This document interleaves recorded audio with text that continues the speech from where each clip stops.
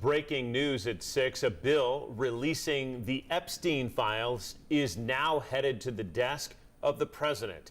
The House passed it just after 2 o'clock this afternoon, and then the Senate passing it within the last 20 minutes. 10 News reporter Ellis Rold is joining us to break down those votes and what's next on Capitol Hill and beyond.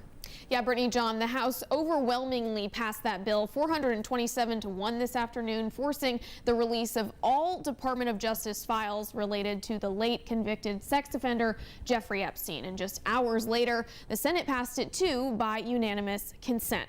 I spoke with Knoxville Representative Tim Burchett shortly after that House vote today. He says he has concerns about victims' names and information being released in redacted versions of the files, but that it was time to release them. And unfortunately, the discharge petition did not provide some of those people, that protection.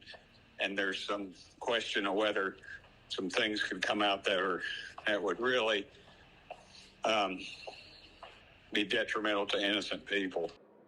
Burchett voted for the bill to release the files today in the House. These votes come after almost 2 months of mounting public pressure. 4 Republicans and 213 Democrats previously signed that discharge petition Burchett mentioned. It can force a bill to the House floor if it has 218 votes. Then after weeks of waiting, newly elected Congresswoman Adelita Grijalva of Arizona was finally sworn in after the government shutdown, and she became the 218th signature on the discharge petition, which triggered that House vote today.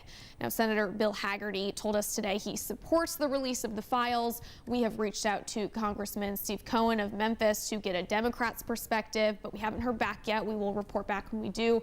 But it's also worth noting after today that Trump can release more Epstein files with or without Congress. His administration has already released about 50,000 pages from those files. He said Monday, quote, "No matter what we give, it's never enough." But now this bill does require the release of all of the files, and it's headed to the president's desk. Trump told reporters this week he would sign it. Brittany, John. All right. Thanks so much for that breaking news update for us, Ellis.